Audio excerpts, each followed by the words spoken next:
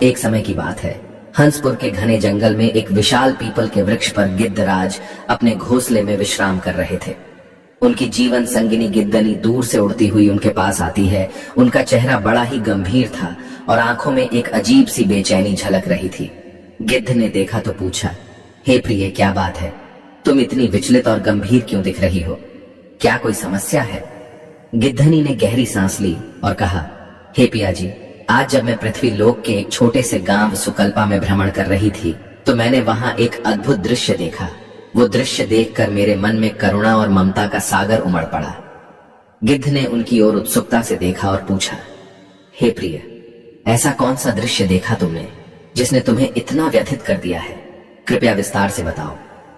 तब गिद्धनी कहती है, हे स्वामी, मुझे आप एक बात बताओ कि वो कौन सा काम है जिसे पति औरत के पीछे करे तो उसे बर्दाश्त नहीं होता है, और मेरा दूसरा प्रश्न है कि वो कौन सा फूल सूंघने से पुत्र पैदा होता है। आगे गिद्ध की पत्नी कहती है, हे स्वामी, मैंने जो जो घटनाएं देखी हैं वो आज मैं तुम्हें अपनी आंखों से सुनाती हूँ।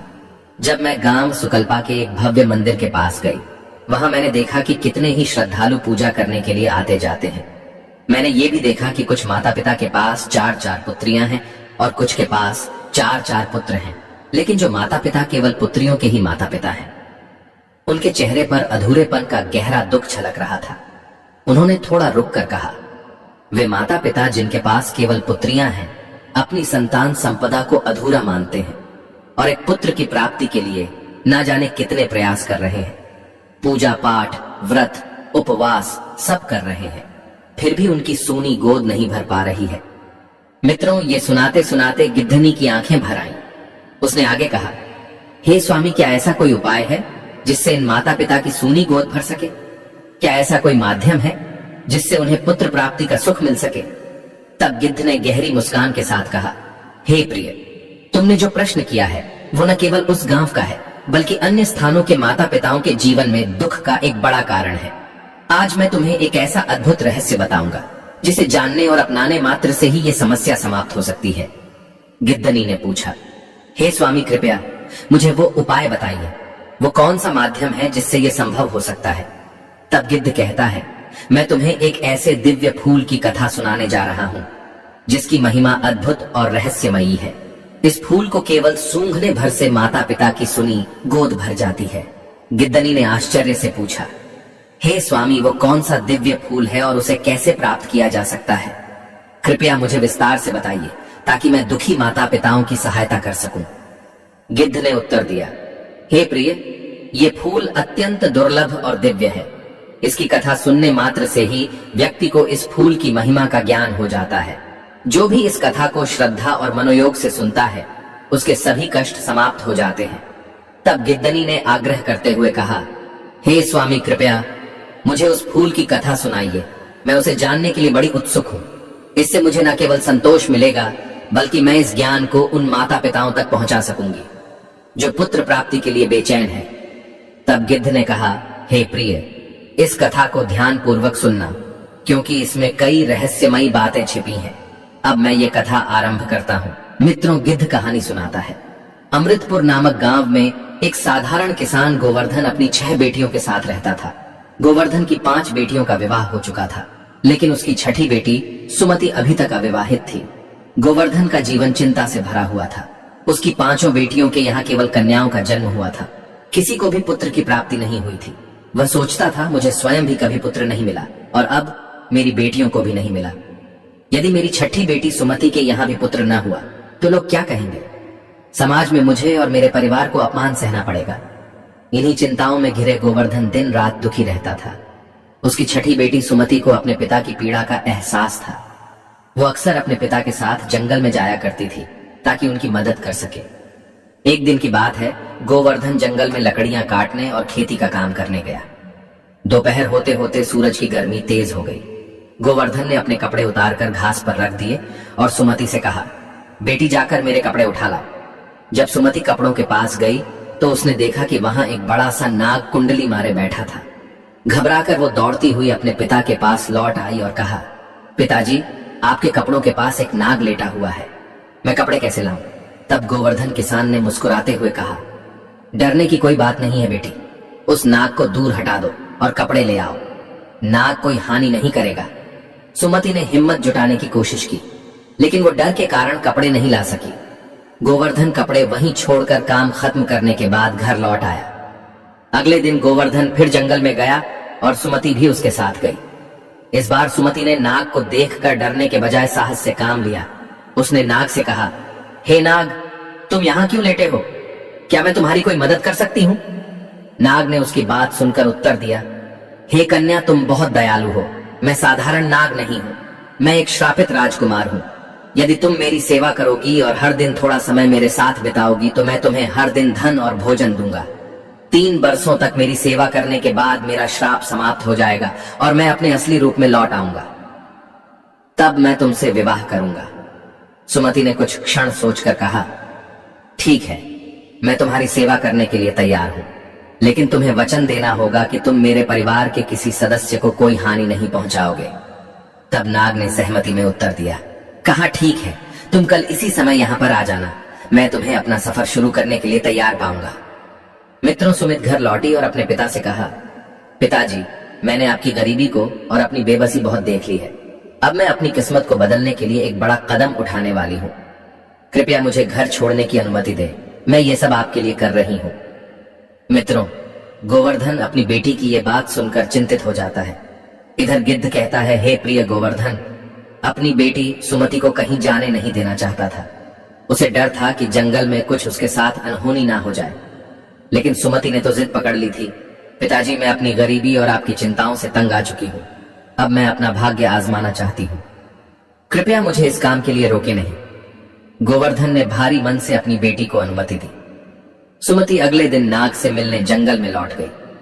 अगले दिन सुमति नाग से मिली। नाग उसे देखकर बहुत खुश हुआ और बोला, अब जब तुम यहां आ ही गई हो तो मुझे थोड़ी देर के लिए जंगल में घुमाने ले चलो। सुमति ने साहस दिखाते हुए कहा, ठीक है, मेरे पीछे पीछे चलो, हम जंगल में घूमने चलते हैं। मित्रों, दोनों जंगल में घूमने लगे। नाग सुमति के साथ समय बिताकर बहुत खुश हुआ। दिन भर जंगल में घूमते हुए शाम हो गई। तभी अचानक जंगल के एक हिस्से में एक शानदार महल प्रकट हुआ। वो महल ऐसा था जैसा सुमति ने अपने जीवन में कभी नहीं देखा था। महल के अंदर एक बड़ा सा कमरा था। उस कमरे में एक बड़ी सी मेज सजी हुई थी। मेज पर तरह तरह के स्वादिष्ट भोजन और मिठाइयां रखी हुई थी। सुमति ने पहले कभी ऐसा भोजन नहीं देखा था। नाग ने कहा, ये महल और इसमें रखी सभी चीजें तुम्हारे लिए है। आज से जब भी तुम मुझे जंगल में घुमाने लाओगी, तुम्हारे लिए यहाँ ऐसी ही व्यवस्था की जाएगी। मित्रों, सुमति ने भरपेट खाना खाया और महल के एक आरामदायक बिस्तर पर सोने चली गई। हर दिन सुमति नाग को 1-2 घंटे के लिए जंगल में घुमाने ले जाती थी और फिर उस महल में लौट आती थी। वहां उसके लिए शानदार व्यवस्था की जाती थी। इस प्रकार धीरे धीरे 1 वर्ष बीत गया। नाग और सुमति के बीच एक अनोखा रिश्ता बन चुका था। नाग ने हमेशा सुमति की हर जरूरत पूरी की और उसकी देखभाल की। एक दिन सुमति ने नाग से कहा, नागराज, मुझे अपने पिता और बहनों से मिलने की अनुमति चाहिए। वे मेरी चिंता करते होंगे। मुझे घर से आए बहुत समय बीत गया है। तब नाग ने मुस्कुराकर कहा, तुम्हारा ये अनुरोध मैं स्वीकार करता हूं, लेकिन ध्यान रखना तुम कल वापस लौट आना। सुमति ने सहमति जताई। नाग ने उसे ढेर सारा सोना और कीमती आभूषण दिए ताकि वो उन्हें अपने परिवार को दे सके। जब सुमति खजाने के साथ अपने पिता गोवर्धन और अपनी बहनों के पास पहुंची तो देखकर सभी चकित रह गए। गोवर्धन और उसकी बेटियों ने पूछा, बेटी, ये सारा सोना और आभूषण तुम कहां से लाई हो? इसका असली मालिक कौन है? सुमति ने नाग से किए वादे के कारण कुछ भी नहीं बताया। उसने केवल इतना कहा, मुझे इसके बारे में कुछ भी बताने की अनुमति नहीं है। लेकिन उसके पिता और बहनों को उसकी ये बात बिल्कुल पसंद नहीं आई। उन्होंने सुमति को समझाने और सच्चाई बताने के लिए दबाव बनाया। जब उसने कुछ नहीं बताया तो उन्होंने उसे मारने पीटने तक की कोशिश की। मित्रों, दुखी होकर सुमति अगले दिन जंगल में लौट गई। वहां नाग उसका इंतजार कर रहा था। उसने सुमति से कहा, तुमने मेरे आदेश का पालन किया और कुछ नहीं बताया। ये तुम्हारी ईमानदारी को दिखाता है। चलो, अब मुझे घुमाने ले चलो। सुमति ने हमेशा की तरह नाग को जंगल में घुमाया। हर दिन की तरह दोनों ने समय बिताया और फिर महल में लौट आए। इस प्रकार से 1 साल बीत गए। दूसरा साल भी समाप्त हो गया। धीरे धीरे समय बीतता गया। दूसरे वर्ष के अंत में सुमति ने एक बार फिर नाग से अपने पिता और बहनों से मिलने की अनुमति मांगी। नाग ने कहा, यदि तुम्हें अपने पिता और बहनों से मिलने की इच्छा है तो जाओ, लेकिन ध्यान रखना मेरे बारे में तुम किसी से कोई चर्चा मत करना और कल समय पर लौट आना। सुमति ने वादा किया और अपने पिता और बहनों के लिए कीमती आभूषण, सोना और उपहार लेकर गांव लौट गई। तीसरे वर्ष के अंत में सुमति ने फिर से अपने परिवार से मिलने की इच्छा व्यक्त की। इस बार नाग ने उसे समझाते हुए कहा, सुमति, ये हमारी अंतिम विदाई भी हो सकती है। ध्यान रखना, तुम इस बार जल्दी लौट आना, कल तक मुझे इंतजार मत करवाना। सुमति ने वादा किया और कहा, नागराज, मैं समय पर लौट आऊंगी, आप चिंता ना करें। वो अपने पिता गोवर्धन और बहनों से मिलने के लिए गांव लौट गई। गांव पहुंचने पर गोवर्धन और उसकी बेटियां फिर से ये जानने के लिए बड़ी उत्सुक हुई कि सुमति को ये धन दौलत कहां से मिल रही है। गोवर्धन ने उससे पूछा, बेटी, ये सब सोना, चांदी और कीमती वस्तुएं तुम कहां से लाती हो? इसका असली मालिक कौन है? कौन देता है तुम्हें? सुमति ने पहले की तरह कुछ भी बताने से इनकार कर दिया, क्योंकि उसने नाग से वादा किया था। लेकिन इस बार गोवर्धन और उसकी 5 बेटियां बहुत नाराज हो गईं। उन्होंने सुमति को सच उगलवाने के लिए उसे घर से बाहर जाने से रोकने की कोशिश की। जब सुमति ने फिर भी कुछ नहीं बताया तो उन्होंने उसे बुरी तरह डांटा और रोकने की हर संभव कोशिश की। सुमति ने किसी तरह खुद को उनसे छुड़ाया और जल्दी से जंगल की ओर भागी। वो सोच रही थी कि उसे नाग के पास शीघ्र लौट जाना चाहिए, लेकिन जब वो जंगल में पहुंची तो वहां कुछ भी नहीं मिला। महल गायब हो चुका था और नाग भी वहां नहीं था। सुमति ने चारों ओर देखा, लेकिन हर जगह सन्नाटा पसरा हुआ था। सुमति की आंखें भर आईं। वो समझ गई कि 3 वर्ष पूरे हो चुके हैं और नाग का श्राप समाप्त हो चुका है। अब वो अपने असली रूप में लौटकर एक राजकुमार बन चुका होगा और अपने राज्य वापस चला गया होगा। सुमति बहुत परेशान हो गई। वो सोचने लगी, यदि मेरे पिता और बहनों ने मुझे रोकने की कोशिश ना की होती तो शायद मैं समय पर लौट आती। मैंने नागराज को खो दिया है, अब मुझे उन्हें ढूंढना ही होगा। सुमति ने अपने जीवन में पहली बार इतना बड़ा संकल्प लिया। उसने निश्चय किया कि वो उस नाग को ढूंढेगी, चाहे उसके लिए कितनी भी मुश्किलों का सामना क्यों ना करना पड़े। खोजते खोजते वो एक घने जंगल में पहुंच गई। वहां उसे एक छोटी सी झोपड़ी दिखाई दी। झोपड़ी के अंदर एक बूढ़ी सी महिला रहती थी। सुमति ने झोपड़ी के अंदर जाकर उस महिला से कहा, माँ, मैं बहुत थकी हुई हूँ, क्या मैं रात भर आपके यहाँ ठहर सकती हूँ? मैं आपको अपनी सारी कहानी बताना चाहती हूँ। बूढ़ी महिला ने दयावश उसका स्वागत किया और कहा, बेटी, तुम यहाँ सुरक्षित हो, पहले आराम करो और फिर मुझे अपनी कहानी बताओ। सुमति ने उसे नाग और अपनी यात्रा की पूरी कहानी सुनाई। बूढ़ी महिला ने उसकी व्यथा को ध्यान से सुना और कहा, तुमने बहुत सहन किया है, मैं तुम्हारी मदद करूंगी बेटी। ये लो, मैं तुम्हें ये 3 सेब दे रही हूँ। बूढ़ी महिला ने सुमति को 3 सेब दिए और समझाया, पहले सेब में एक सोने की तकली है, दूसरे सेब में सोने का एक सुंदर सूत है और तीसरे में एक सुनहरा चरखा है। इनका उपयोग समझदारी से करना। ये तीनों चीजें तुम्हें उस राजकुमार तक पहुंचने में मदद करेंगी जो तुम्हारा नागराज है।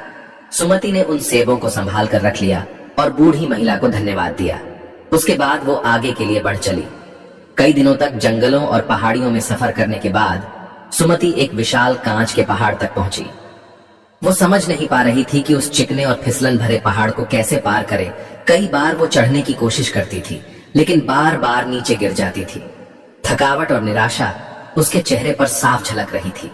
उसी समय उसे पास ही एक लोहार की दुकान दिखाई दी। उसने लोहार से मदद मांगी।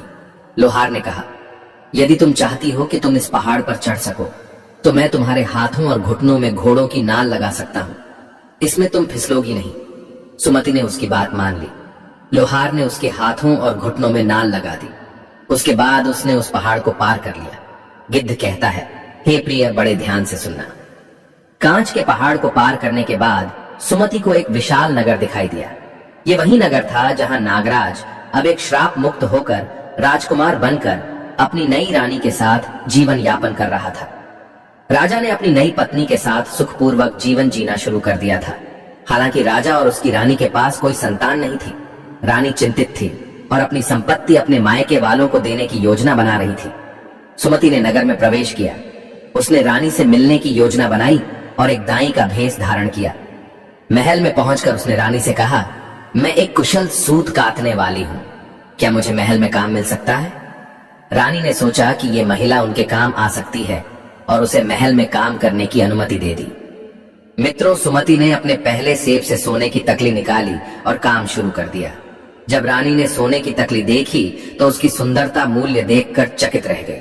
रानी ने कहा, यह तकली बहुत अनमोल है, क्या तुम इसे मुझे दोगी? सुमति ने शांतिपूर्वक उत्तर दिया, ये बिकाऊ नहीं है, लेकिन अगर आप मुझे एक रात के लिए राजा के साथ बिताने की अनुमति दें तो मैं ये तकली आपको दे दूंगी। रानी ने यह शर्त मान ली। उसने राजा को नींद की दवाई दी ताकि वो गहरी नींद में सो जाए और सुमति को राजा के शयन कक्ष में भेज दिया। सुमति राजा के पास बैठ गई और अपनी दुख भरी व्यथा सुनाने लगी। उसने कहा, मैं वही सुमति हूं जिसने 3 वर्षों तक नागराज के रूप में आपकी सेवा की थी। मैंने आपकी खातिर अपने परिवार और समाज की सभी कठिनाइयां झेली हैं, लेकिन अब आप मुझे भूलकर यहाँ सुखपूर्वक जीवन जी रहे हैं। लेकिन राजा गहरी नींद में सोया था और उसे कुछ भी सुनाई नहीं दिया। सुमति पूरी रात अपनी पीड़ा सुनाती रही। सुबह होते ही रानी ने सुमति को शयन कक्ष से बाहर निकाल दिया। दुखी होकर सुमति ने अपना दूसरा सेब तोड़ा। उसमें से सुनहरे धागे की एक सुंदर रील निकली। जब रानी ने इस रील को देखा तो वो उसकी भव्यता से प्रभावित हुई और उसे खरीदने की इच्छा जताई। रानी ने सुमति से कहा, यह धागा भी मुझे दे दो, इसके बदले तुम जो मांगोगी मैं तुम्हें दे दूंगी। सुमति ने जवाब दिया, यदि आप मुझे एक रात राजा के साथ बिताने दोगी तो यह रील मैं आपको दे दूंगी। रानी ने फिर वही योजना बनाई। उसने राजा को नींद की दवाई दी और सुमति को राजा के शयन कक्ष में भेज दिया। इस बार भी सुमति राजा के पास बैठ गई। उसने अपनी सारी बातें दोहराई और उसे ये एहसास दिलाने की कोशिश की कि वो वही सुमति है जिसने नागराज के रूप में उसकी सेवा की थी। लेकिन राजा फिर भी गहरी नींद में सोया हुआ था। उसकी आंखें तक नहीं खुली। हालांकि इस बार महल के बाहर एक सेवक ने सब कुछ देख लिया और सुन लिया। उसने देखा कि रानी ने सुमति को राजा के शयन कक्ष में ले जाने की अनुमति दी है। सेवक ने पूरी रात राजा के शयन कक्ष के बाहर खड़े होकर सुमति की बातें सुनी। अगले दिन उसने राजा को यह सारी सच्चाई बता दी। जब राजा को सेवक से यह बात पता चलती है तो उसने सुमति से मिलने का निश्चय किया। राजा अब समझ चुका था कि सुमति वही लड़की है जिसने उसके नाग रूप में 3 वर्षों तक सेवा की थी और जो उसकी सच्ची साथी थी। लेकिन राजा के लिए यह आसान नहीं था। रानी हर बार सुमति को सुबह होते ही शयन कक्ष से बाहर कर देती थी। राजा को यह भी समझना था कि वो अपनी रानी के षड्यंत्रों से कैसे निपटे। दर्शक बंधुओं, कई असफल प्रयासों के बाद सुमति ने अपना तीसरा और अंतिम सेब तोड़ा। इस बार उसमें से एक अद्भुत सुनहरा चरखा निकला। जब रानी ने उस चरखे को देखा तो उसकी सुंदरता और बारीकी से बनी कारीगरी से वो मोहित हो गई। वो तुरंत उस चरखे को पाने की इच्छा जताने लगी और कहने लगी, ये चरखा तो अत्यंत अनमोल है, क्या तुम इसे मुझे बेचोगी? सुमति ने शांतिपूर्वक जवाब दिया, ये चरखा बिकाऊ नहीं है, लेकिन यदि आप मुझे राजा से एक रात को मिलने देंगी तो मैं ये चरखा आपको दे दूंगी। मित्रों, रानी को चरखा चाहिए था, इसलिए उसने सुमति की ये शर्त मान ली। उसने हमेशा की तरह राजा को नींद की दवा देने की योजना बनाई, लेकिन इस बार सेवक ने राजा को पहले ही सब कुछ बता दिया था। उसने राजा से कह दिया था, महाराज, वो युवती कोई साधारण दाई नहीं है। उसने आपको गहरी नींद में रो रो कर अपनी पूरी व्यथा सुनाई है। आपको उसे जरूर सुनना चाहिए। राजा को यह सुनकर आश्चर्य हुआ। उसने सेवक की बात मानी और रानी की दवा पीने का नाटक किया। दवा को चुपचाप बाहर फेंक कर वो सोने का नाटक करता रहा। जब रानी ने सुमति को राजा के शयन कक्ष में भेज दिया तो सुमति ने राजा को सोते हुए पाया। सुमति राजा के पास बैठ गई और अपनी सारी दुख भरी पीड़ा बयां करने लगी। उसकी आवाज में गहरा दुख और निराशा थी। वो फूट फूट कर रोने लगी और बोली, अब मुझे समझ आया कि इस दुनिया में कृतज्ञता नाम की कोई चीज नहीं है। 3 वर्षों तक मैंने तुम्हारी नाग रूप में सेवा की। तुम्हारे लिए मैंने अपने पिता और बहनों की डांट सही।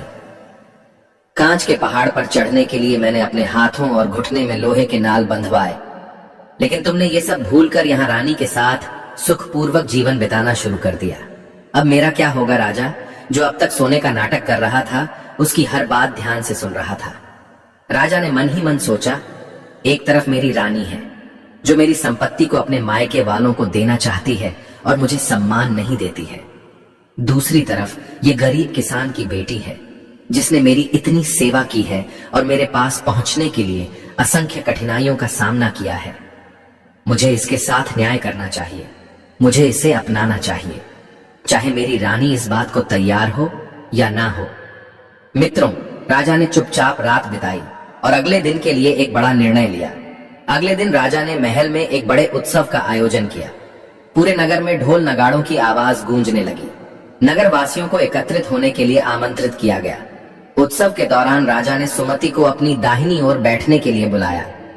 सभी दरबारियों और नगर वासियों की उपस्थिति में राजा ने घोषणा की, यह युवती जिसने कठिन परिस्थितियों में मेरी सेवा की है और मेरे पास तक पहुंचने के लिए असंभव को भी संभव कर दिखाया है, ये मेरी सच्ची साथी है। मैं इससे विवाह करूंगा। महल में राजा और सुमति का विवाह बड़े धूमधाम से संपन्न हुआ। पूरे नगर में उत्सव का माहौल था। सभी ने इस नई रानी का स्वागत किया। सुमति के लिए यह दिन उसकी तपस्या और धैर्य का फल था। राजा ने सुमति से कहा, तुमने जो त्याग और समर्पण दिखाया है वो अनमोल है। अब से तुम मेरी रानी हो और इस महल की असली अधिकारिणी है। इस प्रकार सुमति रानी बनकर के राजा के पास रहने लगी। गिद्ध बोला, हे प्रिय राजा की रानी राजा की दूसरी शादी बर्दाश्त नहीं कर पाई तो वो राजा और राजमहल को छोड़कर अपने मायके चली गई। राजा रानी सुमति के साथ, जो एक किसान की बेटी थी, उसके साथ बड़े आनंद से रहने लगा। विवाह के बाद पहली रात सुमति अपने कक्ष में सो रही थी। अपने कठिन सफर और संघर्षों के अंत के बाद भी उसके मन में एक चिंता थी। वो लक्ष्मी जी की उपासना करते हुए अपनी गोद भरने और पुत्र प्राप्ति की कामना कर रही थी। उस रात सुमति के सपने में माता लक्ष्मी प्रकट हुई। उनका रूप अद्भुत था। वे मुस्कुराते हुए बोली, हे पुत्री सुमति, तुम चिंता मत करो, तुम्हारी कामना अवश्य पूरी होगी। मैं तुम्हें एक ऐसा उपाय बताती हूँ जिससे तुम्हें मनचाहा संतान सुख प्राप्त होगा। माता लक्ष्मी ने कहा, हे पुत्री, मासिक धर्म समाप्त होने के बाद बगीचे के उत्तर पश्चिम कोने में पूर्ण वृक्षित लाल और सफेद गुलाब की टहनियों को तुम रात में ढक देना। अगली सुबह सूर्योदय के समय उन्हें खोल देना। यदि तुम्हें पुत्र की कामना है तो लाल गुलाब को सूंघकर अपने पति के साथ संबंध बनाना। यदि पुत्री चाहिए तो सफेद गुलाब को सूंघकर संबंध बनाना। तुम्हारी मनोकामना अवश्य पूरी होगी। लक्ष्मी जी ने एक चेतावनी भी दी, लेकिन पुत्री ध्यान रखना, गलती से दोनों फूलों को एक साथ मत सूंघना। ऐसा करने से अनचाहा परिणाम प्राप्त हो सकता है। ये कहकर लक्ष्मी जी अदृश्य हो गई। सुमति जाग गई और उनके वचनों को ध्यान पूर्वक याद कर लिया। मित्रों, सुबह होते ही सुमति ने अपने सपने में माता लक्ष्मी से मिली। इस दिव्य उपाय के बारे में राजा को बताया। राजा ने उसकी बात को गंभीरता से लिया और तुरंत महल के बगीचे में उत्तर पश्चिम कोने पर लाल और सफेद गुलाब के पौधे लगवाने का आदेश दिया। कुछ ही महीनों बाद गुलाब के पौधे पूर्ण रूप से विकसित हो गए और उन पर सुंदर सुंदर फूल खिलने लगे। राजा ने गुलाब की टहनियों को रात में ढकने का प्रबंध किया। सुमति ने मासिक धर्म के बाद शुद्ध होकर माता लक्ष्मी के निर्देश अनुसार बगीचे में जाकर लाल गुलाब को सूंघा और अपने पति राजा के साथ संबंध बनाए। कुछ समय बाद उसने गर्भ धारण किया। समय पूरा होने पर सुमति ने एक सुंदर पुत्र को जन्म दिया। पूरे महल और राज्य में उत्सव का माहौल था। राजा ने पुत्र प्राप्ति की खुशी में पूरे राज्य में नगाड़े बजवाए, मिठाइयां बांटी गईं और जरूरतमंदों को दान दिया गया। प्रजा को राजा और रानी के पुत्र के जन्म की सूचना दी गई और लोग राजा के न्यायपूर्ण शासन और सुमति के धैर्य की प्रशंसा करने लगे। दर्शक बंधुओं, सुमति ने माता लक्ष्मी द्वारा बताए गए इस उपाय को अपने पिता गोवर्धन और बहनों के साथ साझा किया। उन्हें भी इस उपाय का पालन करवाया और उनकी इच्छाएं भी पूरी हो गई। यहाँ तक कि राजा की पहली रानी, जो पुत्र प्राप्ति के लिए प्रयासरत थी, उसको भी जब ये खबर मिली तो उसने भी ये उपाय किया। सभी ने अपनी इच्छाओं के अनुसार पुत्र और पुत्री की प्राप्ति की। गिद्ध कहने लगा, हे प्रिय, इस प्रकार सुमति की कठिन तपस्या और धैर्य ने उसे अपने जीवन का सबसे बड़ा सुख दिला दिया। माता लक्ष्मी के आशीर्वाद और सुमति के समर्पण के कारण पूरे राज्य में सुख शांति और खुशहाली का वातावरण बन गया। राजा और रानी प्रजा सभी बड़े आनंदित थे। मित्रों, यह कथा सिखाती है कि धैर्य, सत्य और विश्वास हमेशा सुखदायी परिणाम देता है। कठिनाइयां चाहे जितनी आए, भगवान में और धर्म में आस्था रखने वालों को सफलता मिल ही जाती है। गिद्ध बोला, हे प्रिय, अब मैं तुम्हें बताता हूँ कि एक विवाहित स्त्री का कौन सा काम उसका पति पीछे से करें तो बर्दाश्त नहीं कर पाती है। दर्शक बंधुओं, हर शादीशुदा रिश्ते की बुनियाद विश्वास, प्रेम और आपसी सम्मान पर टिकी होती है।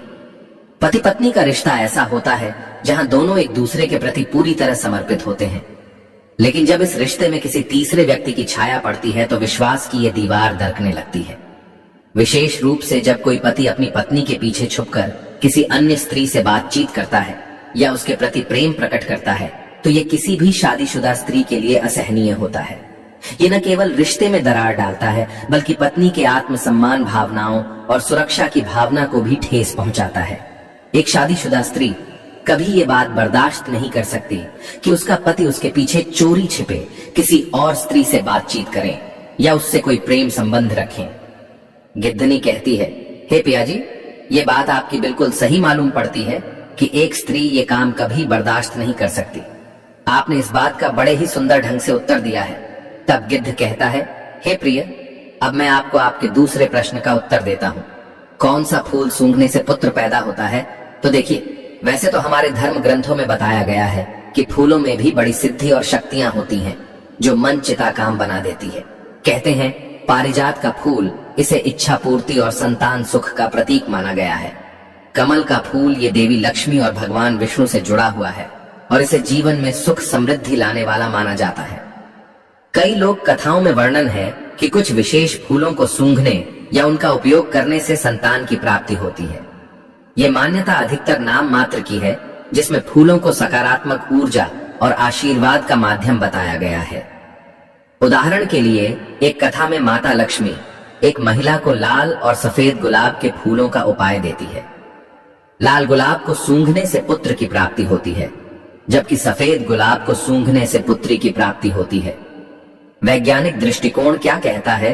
फूलों की महक या उनके उपयोग का संतान प्राप्ति से कोई प्रत्यक्ष संबंध नहीं है, लेकिन कई बार इन धार्मिक प्रतीकों का उद्देश्य मनोवैज्ञानिक होता है। ऐसा उपाय करने से व्यक्ति में विश्वास और आत्मविश्वास बढ़ता है, जो तनाव को कम करता है और शारीरिक मानसिक स्वास्थ्य को सकारात्मक रूप से